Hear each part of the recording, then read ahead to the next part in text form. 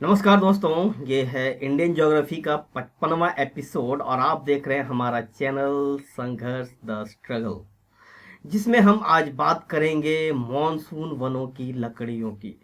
पिछला एपिसोड में हमने बात किया था सदाबहार वनों की लकड़ियों के बारे में। यदि मॉनसून वनों की लकड़ियों की बात करें तो इसमें सखुआ या साल, सागवन, शीशम, हल्दू, पलास, अर्जुन, महुआ, सेमुल, सहतूत, जामुन, ये सारी लकड़ियां हैं जिस पर हम बात करेंगे। उसके बाद हम बात करेंगे हिमालय क्षेत्र में पाई जाने वाली जो ऊंचाई पर, हिमालय का जो ऊंचाई वाले क्षेत्रों में पाई जाने वाली जो लकड़ियां हैं उनकी बात करेंगे। उसके बाद हम वन उत्पाद एवं उसकी उपयोगिता पर चर्चा करेंगे। वो कुछ जो गौण वन उत्पाद हैं, चाहे वो बांस है, घास, तेल जैसे छोटे छोटे मोटे उत्पाद है, छोटे उत्पाद जिसको कि गौण या लघु उत्पाद कहा जाता है, उस पर बात करेंगे। तो चलिए सबसे पहले हम बात करते हैं सखुआ की।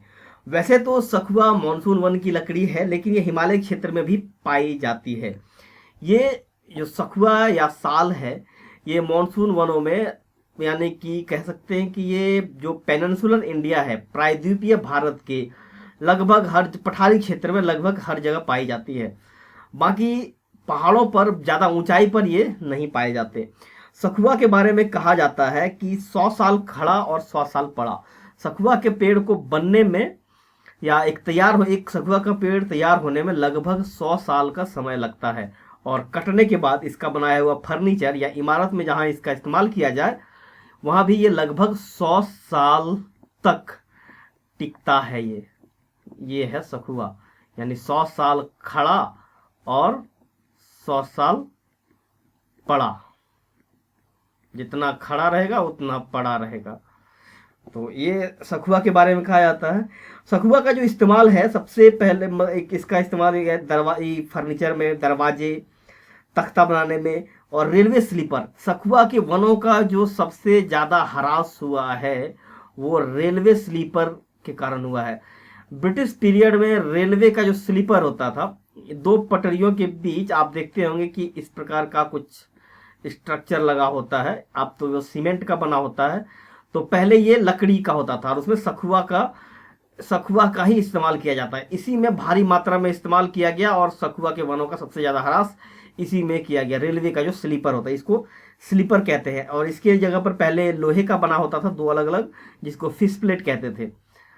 तो अब से स्लीपर, सीमेंट का बना हुआ स्लीपर का इस्तेमाल किया जाता है।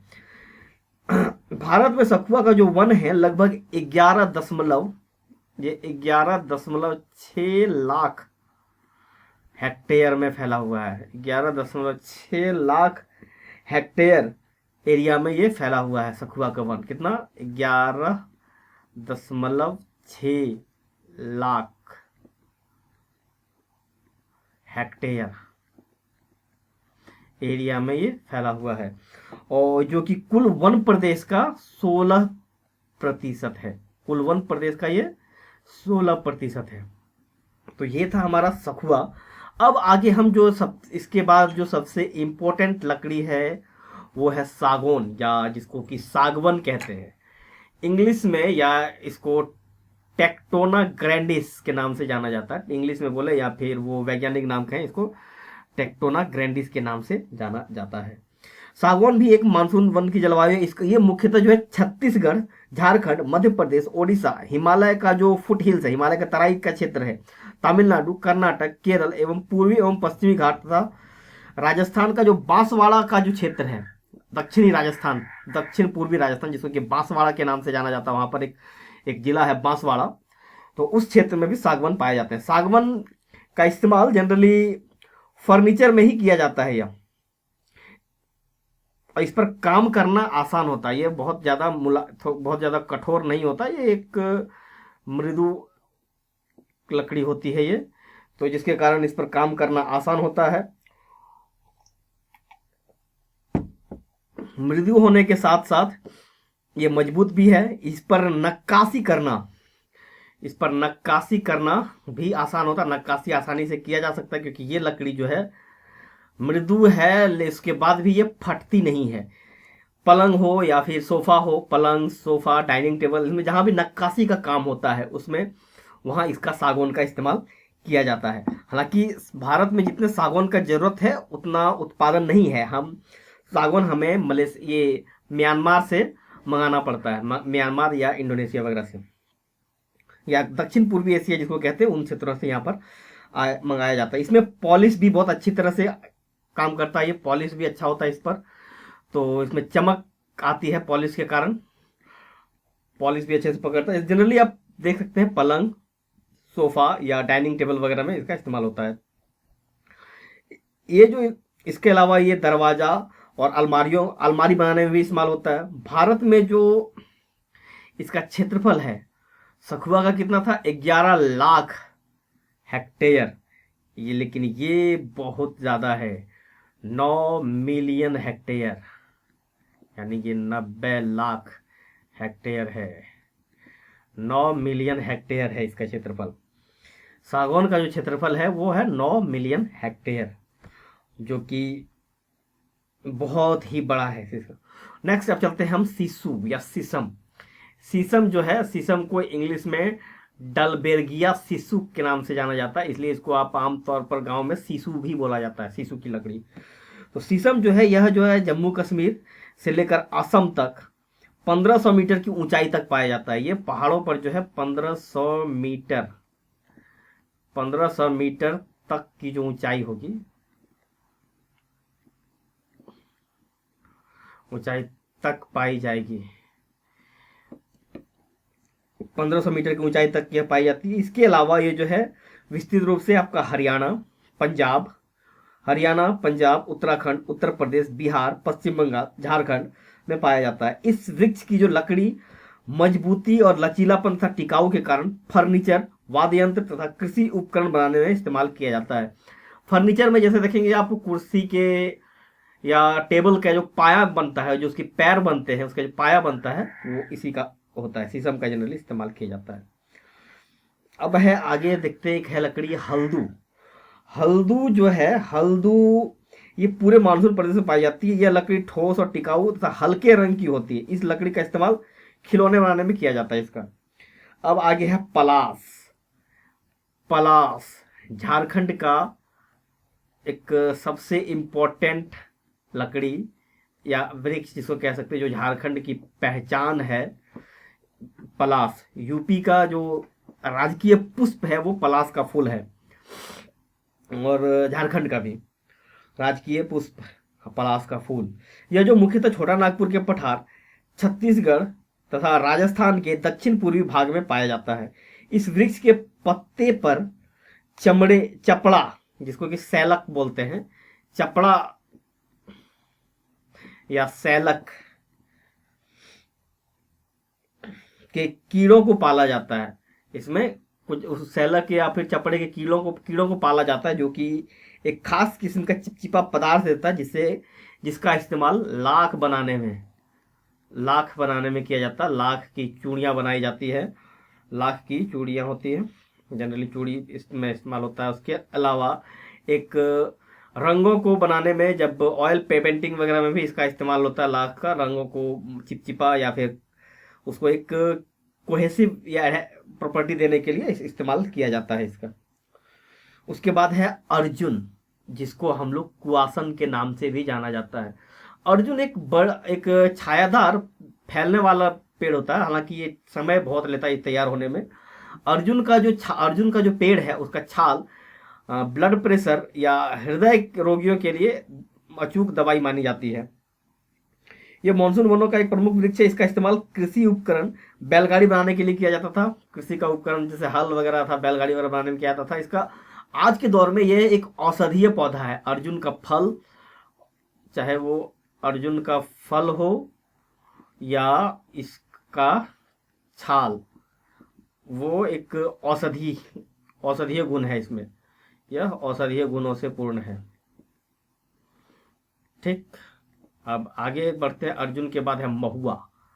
महुआ नाम सुनते ही लोगों का चेहरा खिल जाता है, जिसको कि इंग्लिश में मधुका इंडिका के नाम से जाना जाता है। महुआ एक फूल का नाम है। जो इस पेड़ है, ये जो पेड़ है, इस पेड़ के फूल के ही नाम से महुआ जाना जाता है। जबकि महुआ के गिरने के बाद उसमें एक फल आता है, और उस फल से तेल निकाला जाता है, और वो तेल खाद्य तेल के रूप में इस्तेमाल किया जाता है। तो महुआ एक ऐसा पेड़ है जिसका फूल आप सीधे खा सकते हैं, मतलब इसको उबाल कर या सुखा कर। उसके बाद फूल से शराब भी बनाई जाती है, जिससे कि शराब या अल्कोहल बनाई जाती है। अल्कोहल का और भी इस्तेमाल है, शराब ही नहीं, अल्कोहल बनाई जाती है। उसके और इसमें से तेल भी निकलता है। इसमें इसका जो महुआ का जो फल होता है उसे तेल भी निकाला जाता है, जो कि खाद्य तेल होता है। एक किस्म का ये खाद्य तेल है। ये आज अभी सीजन है महुआ के फल का, जो जिसको फल चुनकर फिर इसको सुखाकर फिर इसको तोड़कर इसके अंदर का जो नट होता है उसको निकाल कर सुखाकर तब उसमें से तेल निकाला जाता है। ये महुआ का, महुआ से फूल और फूल से ही वो शराब बनता है और फिर फल से तेल निकाला जाता है। और इसकी लकड़ी बहुत ज़्यादा कीमती नहीं होती, क्योंकि ये लकड़ी जो है गांठों वाली होती है। एक बार यदि गिर जाए तो ये टूट जाएगी, गिरते ही वो लकड़ी में क्रैक हो जाता है। यह मध्य प्रदेश, उत्तर प्रदेश का जो खासकर बुंदेलखंड का रीजन है, वो बिहार, झारखंड, छत्तीसगढ़, गुजरात, महाराष्ट्र, उत्तराखंड तथा राजस्थान के दक्षिण पूर्वी भाग में पाया जाता है। इसके फलों का उपयोग तेल निकालने में, फूलों का शराब बनाने में किया जाता है। और हाँ, फूल से मिठाइयाँ भी बनाई जाती है। आपको पता है कि जानकारी होनी चाहिए, फूल महुआ का जो है, महुआ का लड्डू बनाया जाता है, जो कि खाने में बहुत टेस्टी होता है। मैंने खाया है, महुआ का लड्डू बनाया जाता है। महुआ का इस्तेमाल मिठाई बनाने में भी किया जाता है। बहुत ही पौष्टिक है, ग्लूकोज, कार्बोहाइड्रेट्स, मिनरल्स का बहुत रिच सोर्स होता है ये महुआ। बहुत टेस्टी होता है, कभी मौका मिले तो इसको जरूर एक बार आनंद लीजिए। नेक्स्ट है हमारा सेमूल, जिसको सीमर या डिंगरू के नाम से भी जाना जाता है। सेमूल है व्यापक रूप से असम, बिहार, तमिलनाडु में पाया जाता है। इसकी लकड़ी हल्की तथा कोमल होती है। इसकी जो लकड़ी है हल्की तथा कोमल होती है। इसका इस्तेमाल छतों की ढलाई के समय सेंटरिंग करने के लिए या फिर हल्के टेबल फर्नीचर बनाने के लिए और पैकिंग में इसकी लकड़ी का इस्तेमाल किया जाता है। ये बिहार, झारखंड, छत्तीसगढ़, गुजरात, मध्य प्रदेश, यूपी का बुंदेलखंड रीजन, महाराष्ट्र, उत्तराखंड तथा राजस्थान का दक्षिण पूर्वी भाग में पाया जाता है। इसके फलों का उपयोग तेल निकालने तथा फूलों का उपयोग इसके फल से कोमल रेशे रुई प्राप्त किया जाता है। ये इससे फल से जो है रुई प्राप्त किया जाता है। और जैसे तकिए में इस्तेमाल, सीमर का रुई वाला, जब आप देखेंगे तकिया में रुई होता है, जिसमें कि कुछ खास किस्म के बीज होते हैं। वो बीजों वाला जो तकिया है वो सेमूल होता है, सेमूल का रुई है। इसकी लकड़ियों का इस्तेमाल खिलौना बनाने में, पैकिंग पेटी में, माचिस, प्लाईवुड बनाने में किया जाता है। इसके फल से आपको रुई मिलता है, जो कि तकिया बनाने में फल। फिर अब है सहतूत, जिसको कि मलबेरी के नाम से भी इंग्लिश में जैसे मलबेरी कहते हैं। अब सहतूत और मलबेरी के नाम से भी आप परिचित होंगे। जाहिर है कि कपड़ों के यदि शौकीन होंगे तो आपको मलबेरी से परिचय होगा। मलबेरी के नाम से सिल्क आता है, मलबेरी सिल्क।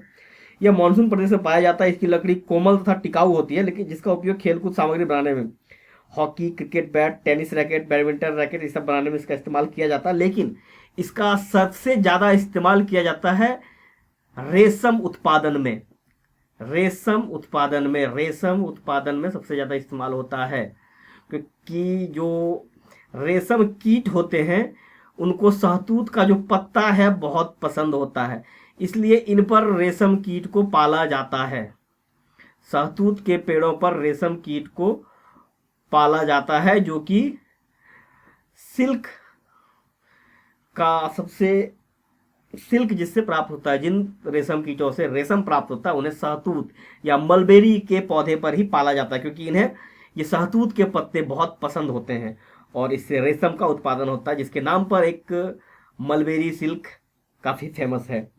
और ये पाया जाता है मानसून प्रदेश में, लगभग हर जगह ये पाया जाता है। इसकी खेती की जाती है। एक आम प्राकृतिक अवस्था में बहुत कम पाया जाता है, बाकी इसकी खेती की जाती है एक प्रॉपर फार्म में। अब आगे है जामुन, सीजीजियम क्यूमिनी, यानी कि ये सीजीजियम क्यूमिनी यानी कि जामुन। जिस भारत में एक जामुन का पेड़ बहुतायत में पाया जाता है, इसीलिए भारत का एक नाम जम्बू द्वीप भी है। जामुन को इंग्लिश संस्कृत में जम्बू फलम कहते हैं, इसलिए भारत का एक नाम जम्बू द्वीप भी है, जम्बू द्वीप, क्योंकि यहाँ पर जामुन के पेड़ बहुत हैं। आज भी उत्तर भारत हो या दक्षिण भारत हो, जामुन आपको हर जगह मिल जाएगा। जामुन और इमली आपको पेड़ लगभग भारत का मैदानी इलाका हो या पठारी इलाका, बहुतायत में पाए जाएंगे, आपको हर जगह मिल जाएंगे। जामुन के नाम पर देश का नाम ये जम्बू द्वीप पड़ा, और भारत में पाए जाने के कारण इमली का नाम टैमरिंड, यानी कि पहले वो तमर ए हिंद, फिर जिससे कि इंग्लिश में वो टैमरिंड बना। जामुन का जो एक लकड़ी है, यह साधारण रूप से बहुत मजबूत होता है। इसका हालांकि लोग इसको फर्नीचर के रूप में बोलते हैं, लेकिन इसको फर्नीचर में इस्तेमाल नहीं किया जाता, क्योंकि इसको अशुभ माना जाता है। बाकी इसका इस्तेमाल एक मजबूत कामों के लिए किया जाता है, जैसे कि कहीं आप ट्रकों का जहाँ लकड़ी का इस्तेमाल होता है, बबूल और जामुन की लकड़ियाँ ही इस्तेमाल की जाती है ट्रकों को बॉडी बनाने में। और आप इसके जो पहियों के बीच में एक इसका क्या बोले, इसके फाउंडेशन तैयार करने में किया जाता है इसका इस्तेमाल जामुन का। जामुन का जो फल है, जो ये जामुन आप सबने खाया ही होगा, बहुत टेस्टी होता है, मीठा होता है। यह ब्लड प्रेशर तथा शुगर को नियंत्रित करने में काफ़ी लाभदायक है। अब आगे हम देखेंगे हिमालय के अधिक ऊंचाई वाले क्षेत्रों में या वनों की लकड़ियों के बारे में। जो हिमालय की जो अत्यधिक ऊंचाई पर वाले क्षेत्र में पाई जाती हैं लकड़ियाँ, उन लकड़ियों के बारे में हम देखेंगे। तो सबसे पहला है चीड़, पाइनस लॉन्गिफोलिया। ये हिमालय में जम्मू कश्मीर से लेकर अरुणाचल प्रदेश तक पाया जाता है। J&K से लेकर अरुणाचल प्रदेश तक ये पाया जाता है। और यह जो है 900 से 1800 मीटर की ऊंचाई तक पाए जाते हैं ये। इस लकड़ी का इस्तेमाल फर्नीचर, चाय की पेटी, माचिस तथा रेलवे स्लीपर बनाने के लिए किया जाता है। रेलवे स्लीपर बनाने में भी इसका इस्तेमाल किया जाता है। वृक्ष से राल रेजिन प्राप्त होता है। गोंद तथा तारपीन का तेल भी प्राप्त किया जाता है। इससे प्राप्त क्या होता है, गोंद, तारपीन तेल। तारपीन का तेल आप पेंट, जब घरों को पेंट करवाते होंगे तो उस समय एक खास किस्म का एक तेल आता है जिसमें कि रंगों को घोला जाता है, उसको तारपीन तेल कहते हैं। यहाँ पर गोंद, तारपीन तेल और रेजिन प्राप्त किया जाता है। रेजिन भी एक तरह का तेल जैसा ही होता है, रेजिन प्राप्त किया जाता है। इसके अलावा और पाया जाता है जम्मू कश्मीर से अरुणाचल प्रदेश तक, हिमालय की 900 से 1800 मीटर की ऊंचाई के बीच। अब आगे हम चलेंगे देवदार, जिसको कि सिड्रस देवदारा के नाम से जाना जाता है। सिड्रस देवदारा, जो सिड्रस देवदारा है, ये वृक्ष जो उत्तर पश्चिम हिमालय में जम्मू कश्मीर, हिमाचल प्रदेश, J&K, हिमाचल प्रदेश, उसके बाद उत्तराखंड में पाया जाता है। ये 1500 से 2500 मीटर, इसकी यदि ऊंचाई देखा जाए तो ये 1500 से 2500 मीटर तक की जो ऊंचाई के बीच ये पाया जाता है देवदार लकड़ी। और देवदार की लकड़ी का इस्तेमाल जो है दरवाजा, खिड़की, फर्नीचर, रेलवे स्लीपर बनाने के लिए किया जाता है। जनरली ये आप देखेंगे कि रेलवे स्लीपर बनाने में बहुत सारी लकड़ियों का इस्तेमाल किया जाता है, अलग अलग किस्म के, लेकिन इसमें सबसे ज़्यादा इस्तेमाल सखुआ का हुआ। क्यों? क्योंकि वो बहुत ज़्यादा भारी, टिकाऊ और मजबूत है। अब इस लकड़ी पर आरी चलाना तथा इसे चिकना करना आसान होता है, इसलिए इस लकड़ी का इस्तेमाल निर्माण कार्यों तथा रेलवे स्लीपर बनाने में किया जाता है। यह लकड़ी सहतीर, कड़ी, फर्सी तख्ता यानी फ्लोर, जो फ्लोर बनाने में, इसका जो देवदार का फ्लोर बनाने में भी किया जाता है।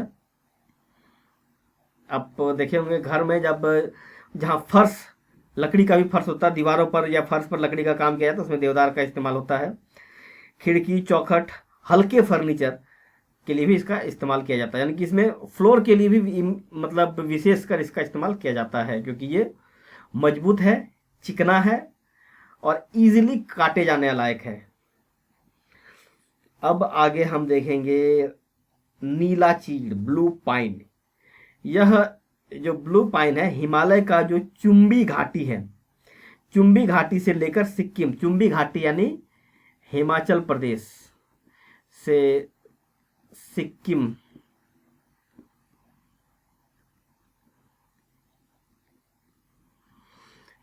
चुंबी घाटी से हिमाचल प्रदेश से सिक्किम तक इसका विस्तार है।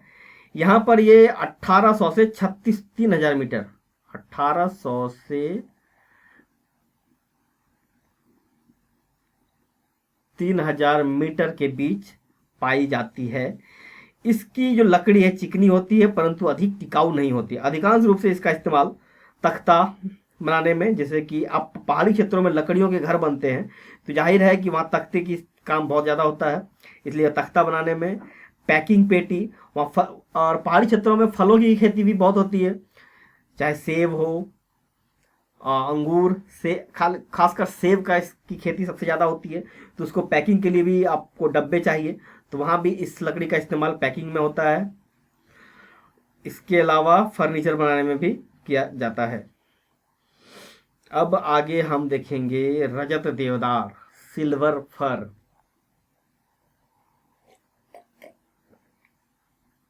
यह पश्चिमी या उत्तर पश्चिमी हिमालय, उत्तर पश्चिमी तथा उत्तर पूर्वी हिमालय में, यानी नॉर्थ वेस्ट तथा उत्तर पश्चिम, कौन सा, उत्तर पश्चिमी तथा उत्तर पूर्वी तथा नॉर्थ ईस्ट जो हिमालय है, वहां पर ये ऊंचाई 2100 से, सॉरी, ये 2100 से 3600, 2100 से 3600 मीटर की ऊंचाई तक पाए जाते हैं। एक मिनट।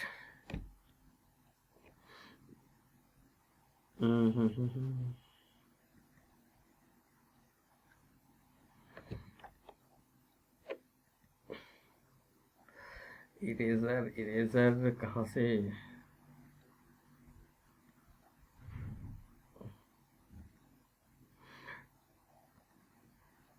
इसकी ये जो है कहाँ पर, north east, north west Himalaya से और नॉर्थ ईस्ट जो हिमालय है वहाँ पर इसकी ऊंचाई होती है 2100 से 3600 मीटर के बीच। रजत देवदार या सिल्वर फर, इसका इस्तेमाल पेपर, सबसे ज़्यादा इसका इस्तेमाल जो होता है पैकिंग के डब्बा, पैकिंग पेटी, डब्बा और वुड पल्प या cast look the wood pulp, ये जो इससे कि वुड पल्प जो होता है जिसके द्वारा फिर पेपर या आपको प्लाईवुड तैयार किया जाता है, इससे वुड पल्प बनाया जाता है। कागज, माचिस की तिल्ली बनाने के लिए भी किया जाता है। अब आगे हम देखेंगे स्प्रूस। स्प्रूस जो है ये भी एक हिमालय में पाई जाती है या पश्चिमी हिमालय में पाई जाती है। पश्चिमी हिमालय, खासकर ये स्प्रूस जो है सिर्फ पश्चिमी हिमालय की एक इथनिक वैरायटी है, पश्चिमी हिमालय में पाया जाता है। यह भी 2100 से 3600 मीटर के बीच इसका में ये पाया जाता है। इसका इस्तेमाल भी घर बनाने, घरों के निर्माण में, रेलवे स्लीपर, पेटी, कागज और लुगदी बनाने में तथा पैकिंग में किया जाता है। अब आगे है अखरोट। अखरोट एक ड्राई फ्रूट है, बहुत महंगा है लेकिन खाने में बहुत टेस्टी है। यह वृक्ष जो है कश्मीर,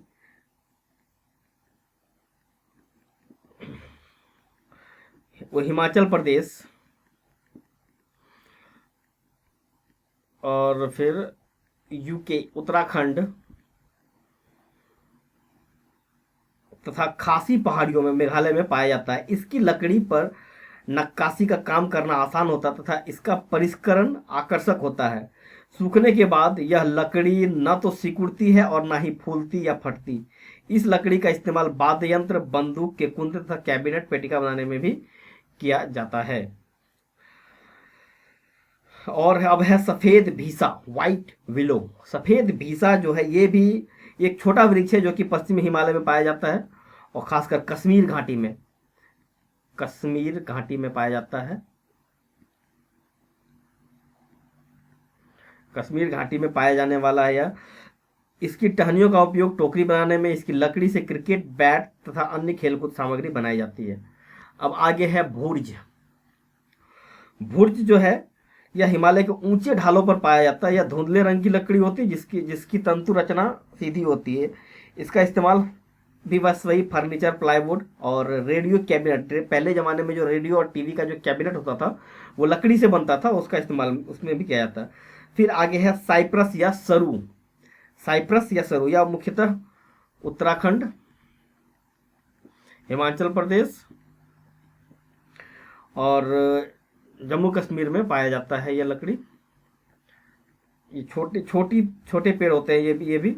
इसकी लकड़ी टिकाऊ नहीं होती है, जिसका इस्तेमाल फर्नीचर और हल्के सजावटी सामान बनाने में किया जाता है। तो अब हम, ये तो था हिमालय की ऊंचाई पर, अधिक ऊंचाई पर पाए जाने लकड़ियों के बारे में। अब हम बात करेंगे वन उत्पाद एवं उसकी उपयोगिता पर। तो चलिए अब हम बात करते हैं वन उत्पाद एवं उसकी। जब हम वन उत्पाद की बात करते हैं तो इसमें सबसे पहला नंबर आता है बांस का। बांस जो है अधिकांश ये मानसून वनों में पाए जाते हैं। बांस का वहीं उसकी खेती की जाती है, जिसके लिए औसत जो वार्षिक वर्षा है 150 सेंटीमीटर चाहिए होता है। औसत वार्षिक वर्षा इससे 50 से उधर अधिक होनी चाहिए। इसकी ऊंचाई 30 मीटर तक हो सकती है। इसका इस्तेमाल अलग अलग उद्देश्यों में किया जा सकता है, जैसे टोकरी बनाना, छाजन निर्माण, कागज तथा लुगदी बनाने में। भारत में 100 से अधिक किस्म की बांसें पाई जाती है। 100 से अधिक किस्म की बांस पाई जाती है। जैसे हमारे यहाँ नॉर्मली एक मैदानी बांस और पहाड़िया बांस के नाम से जाना जाता है, दो तरह के बांस पाए जाते हैं। इस तरह अलग अलग प्रकार के 100 से अधिक बांस की किस्में पाई जाती हैं। और कुल 100 से 200 वर्ग किलोमीटर वन प्रदेश पाया जाता है। इसका कुल जो है 100 से 200 वर्ग यानी कि स्क्वायर किलोमीटर इसका एरिया है, यानी कि बहुत कम एरिया है, बहुत बड़ा एरिया इसका नहीं है। इसका वार्षिक उत्पादन 4 मिलियन टन है। 4 मिलियन टन इसका वार्षिक उत्पादन है। इसके लिए मिजोरम, नागालैंड, मेघालय, मणिपुर, त्रिपुरा जैसे राज्यों में बांस द्वारा सजावट के लिए अलग अलग प्रकार के सामान बनाए जाते हैं, जैसे कि गमला बनता है, ट्रे, कलश, छोटे छोटे बक्से, आभूषण, रेक बनाए जाते हैं और यहाँ तक कि बांस से चटाइयाँ और गुलदस्ते भी बनाए जाते हैं। सांस्कृतिक क्रियाकलापों में बांस का महत्व है। उदाहरण के लिए चेर्रा नृत्य, जो चेर्रा डांस है, अब इसको पता कीजिए कहाँ का ये डांस है, चेर्रा नृत्य। चलिए बताते हैं आपको आगे चलकर चेर्रा नृत्य कहाँ का है। चेर्रा डांस जो है वो मिजोरम का एक डांस है, जिसको कि बम्बू डांस के नाम से भी जाना जाता है। चेर्रा डांस जो है बम्बू डांस के नाम से जाना जाता है, जिसको कि मिजोरम में ये बांस के साथ एक खास एक तरह का ये मार्शल डांस है, किया जाता है मिजोरम में ये। तो आगे चलिए अब हम बात करेंगे इसकी बेंत की। अगला जो सबसे इम्पोर्टेंट चीज है जो वन उत्पाद है, जिसको गौण उत्पादों में रखा जाता है, बेंत की। गौण उत्पाद ऐसे उत्पाद है जो कि बिना लाइसेंस या बिना ठेके के लोग आसानी से, जो जहां अनुमति प्राप्त है, लोग आसानी से इसका इस्तेमाल कर सकते हैं, इसको ले सकते हैं वनों से। बेंत जो है असम, केरल, कर्नाटक, पश्चिम बंगाल, गुजरात तथा जम्मू एवं कश्मीर के नम एवं आर्द्र वनों में, ये आर्द्र वन में पाए जाते हैं। जो कि आर्द्र वन एक तरह से वेटलैंड वाला रीजन होता है, उन क्षेत्रों में बेंत पाया जाता है। बेंत का इस्तेमाल डंडे बनाने में, थोड़ी बहुत पिटाई हो, जैसे चोट लगे पर हड्डियां ना टूटे, इसका उपयोग डोर, रस्सी, चटाई, बैग तथा टोकरी आदि बनाने में किया जाता है। अब असम से में इसका इस्तेमाल फर्नीचर बनाने में भी किया जाता है। कुर्सी और मेज, कुर्सी टेबल बनाने में भी इसका इस्तेमाल किया जाता है।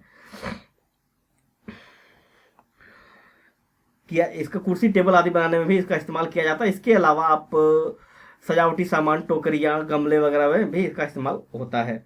अब आगे हम देखेंगे तेंदू। तेंदू जो है, तेंदू में सबसे ज़्यादा इम्पोर्टेंट है इसका पत्ते का। तेंदू का जो पत्ता होता है, इसका इस्तेमाल बीड़ी बनाने में किया जाता है। बीड़ी बीड़ी बनाने के लिए तेंदू पत्ते का इस्तेमाल होता है और इसीलिए ये बहुत ज़्यादा इम्पोर्टेंट है। यह छत्तीसगढ़, झारखंड, ओडिशा, तेलंगाना, मध्य प्रदेश तथा दक्षिण पूर्वी राजस्थान तथा आंध्र प्रदेश से प्राप्त किया जाता है। इसके बाद अब आपको घास मिलेगा। घास, अलग अलग किस्म के घास, पौष्टिक घास होते हैं जो कि चराई के लिए या फिर अन्य उपयोग, जैसे कि जंगलों में पाए जाने वाला जो लेमन ग्रास है, ये लेमन ग्रास काफ़ी औषधीय, लेमन ग्रास जो है वो औषधीय गुणों से परिपूर्ण है। इसके अलावा घास के रूप में बहुत सी जड़ी बूटियां पाई जाती है इसमें।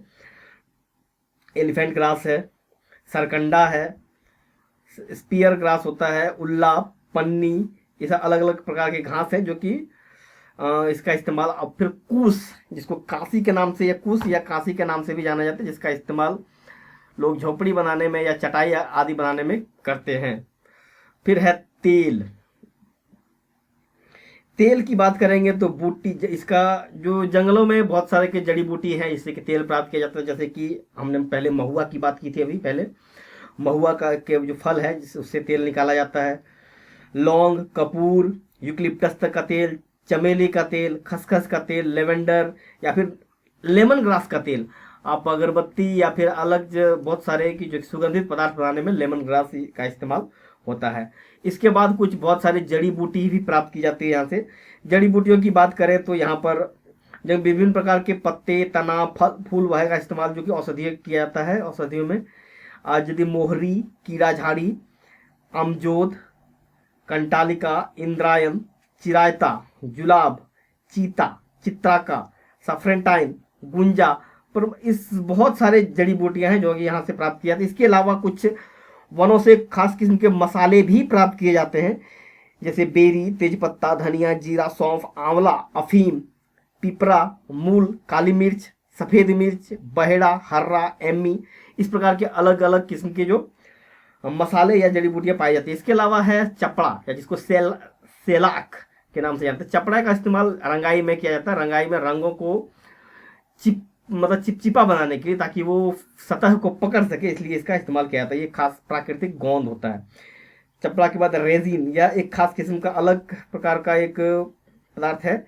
यह फेनियो और ऑर्गेनिक प्रजाति का वनस्पति का स्राव होता है। यह पीले रंग का ठोस पदार्थ है जो जल में घुलनशील नहीं है परंतु अल्कोहल में घुलनशील होता है। हिमालय के शंकुधारी वन में, पाइन वन जो होता है, हिमालय के पाइन जो वन है, यहाँ पर ये इसमें पाया जाता है। इस तरह का राल एकत्रित की जाती है। वाणिज्यिक दृष्टि से इसका इस्तेमाल होता है। इसका उपयोग साबुन बनाने तथा कागज एवं कपड़ों को चिकना करने में किया जाता है। इसके अलावा फर्नीचर को भी चिकना करने में इसका इस्तेमाल किया जाता है। उसके बाद है गोंद। गोंद से तो सभी परिचित है। फिर आता है चर्म शोधक तथा रंजक। देखिए, चर्म शोधक एक खास किस्म का पदार्थ है जो कि मैंग्रोव या फिर ठाठ, एवरम, सुमेक, अर्जुन, इंडियम, बादाम, बेर, कुडप्पा बादाम, आंवला, चेस्टनट आदि की छालों से प्राप्त किया जाता है। ये जो चर्म शोधक है, इसका इस्तेमाल जो जानवरों का जो खाल होता है, जानवरों के खाल का जो टैनिंग किया जाता है, उसके लिए इस्तेमाल किया जाता, उसमें इसका इस्तेमाल होता है टैनिंग में।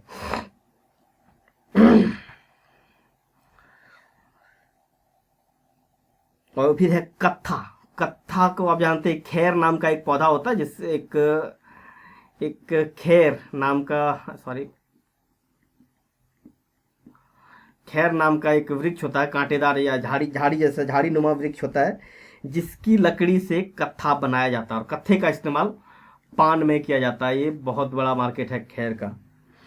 फिर है फल और सब्जियां। यदि फल सब्जियों की बात करें तो वनों से प्राप्त होने वाले फल में जैसे कि जामुन हो गया, बेल, बेर, गुलर, कटहल, आंवला, इमली, खीरनी, करौंदा, खजूर, चिलगोजा, चींच, मूंगा, चकूरा, अरबी, रतालू, कन्ही, अकाना, किरची, जारूंगी, सुआ, सैजन, सैडू, मशरूम तथा गुच्छी। मशरूम बहुत ज़्यादा पाया जाता है जंगलों में, खास किस्म का मशरूम जो कि गुच्छी जिसको कहा जाता है, या फिर गुच्ची या गुच्छी के नाम से जाना जाता है। ये जो है जम्मू कश्मीर में देवदार की जड़ें जब सड़ जाती हैं तो उसके नीचे उससे फिर जो मशरूम निकलता है उसको गुच्छी कहा जाता है। ये बहुत महंगा होता है, लगभग 25-30 हज़ार रुपये किलो का आता है। ये 25 से 30 हज़ार रुपये किलो के आसपास आता है ये। तो 25 से 30 ये बहुत महंगा होता है। उसके अलावा कुछ और बहुमूल्य पदार्थ है जिसमें कि हाथी दांत, शहद, मधुमेह। मधुमेह नाम का एक पौधा होता है जिस जो कि डायबिटीज में काफ़ी डायबिटीज वालों के लिए काफ़ी फायदेमंद होता है, इसलिए इसका नाम ही मधुमेह पड़ गया है। खाल है, जानवरों के सींग हैं और जानवरों के फर। हालांकि जानवर मर जाए उसके बाद एकत्रित किया जाता है, हालांकि इसके लिए इसी के चक्कर में वनों में शिकार भी बहुत ज़्यादा होता है।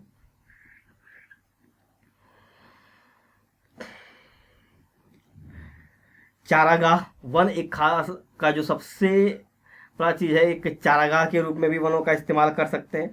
अब है वनों का जो सबसे इम्पोर्टेंट है कि वो जलवायु को सुरक्षित रखता है। वन जलवायु, तापमान तथा वृष्टिपात को भी प्रत्यक्ष रूप से प्रभावित करता है तथा इसकी गैर मौजूदगी से दुष्प्रभावित होती है। यह कहा जाता है कि किसी प्रदेश में जितने अधिक वन होंगे वहाँ वर्षा उतनी ही अधिक होगी। तो दोस्तों आज के लिए इतना ही। अब चलिए नेक्स्ट एपिसोड में हम बात करेंगे भारतीय वानिकी की समस्याएं एवं राष्ट्रीय वन नीति की। राष्ट्रीय वन नीति या वानिकी की समस्याओं की बात करेंगे। तो मिलते हैं नेक्स्ट एपिसोड में, तब तक के लिए देखते रहिए। वीडियो को लाइक कीजिए, चैनल को सब्सक्राइब कीजिए, दोस्तों को टैग कीजिए और हो सके तो थोड़ा प्रमोट अलग अलग ढंग से और भी कर अलग अलग जगह से इसको कीजिए। मिलते हैं नेक्स्ट एपिसोड में, तब तक के लिए।